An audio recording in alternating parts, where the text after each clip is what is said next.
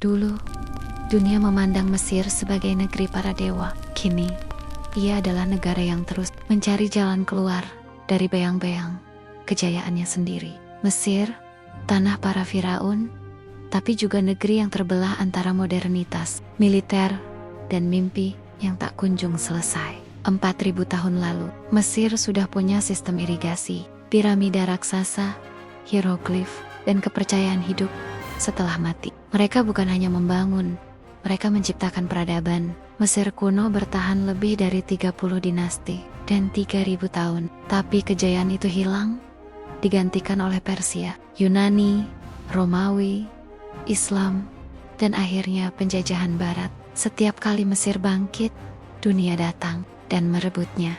About 19, Inggris menguasai Mesir lewat terusan Suez. Mesir bukan hanya dijajah, tapi dijadikan jalur emas bagi Eropa menuju Asia. 1952, revolusi meledak.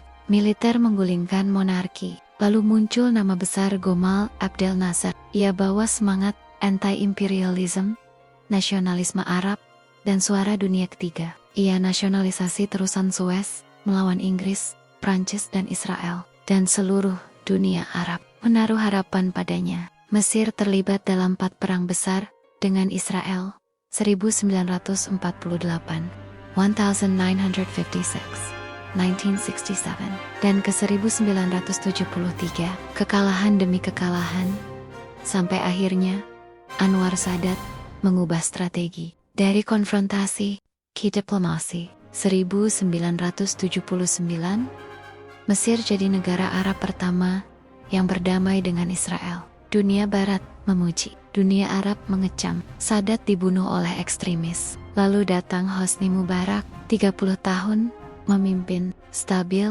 tapi penuh represi. Mesir kembali dikendalikan militer, dan rakyat mulai muak. Tahun 2011, revolusi mengguncang Mesir. Rakyat turun ke jalan. Mubarak tumbang, dunia bersorak. Tapi euforia itu tak bertahan lama. Ikhwanul Muslimin menang pemilu, lalu digulingkan oleh militer di bawah Jenderal Abdel Fattah el-Sisi. Dan sejak itu, Mesir kembali ke mode defaultnya.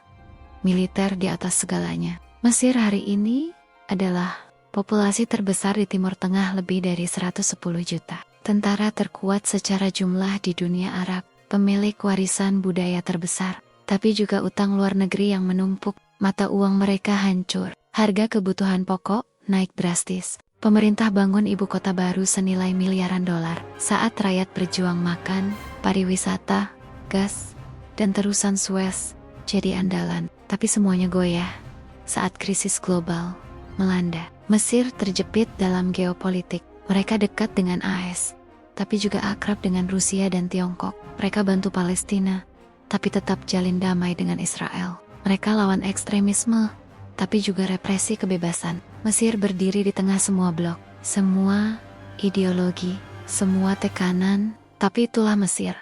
Tak bisa didefinisikan dalam hitam dan putih. Mesir bukan sekadar peninggalan piramida, ia adalah negara yang terus berusaha menemukan versinya sendiri, antara warisan agung dan realita keras. Apakah Mesir akan bangkit, atau terus berputar dalam lingkaran yang sama? Like kalau kamu percaya Mesir belum habis, komen.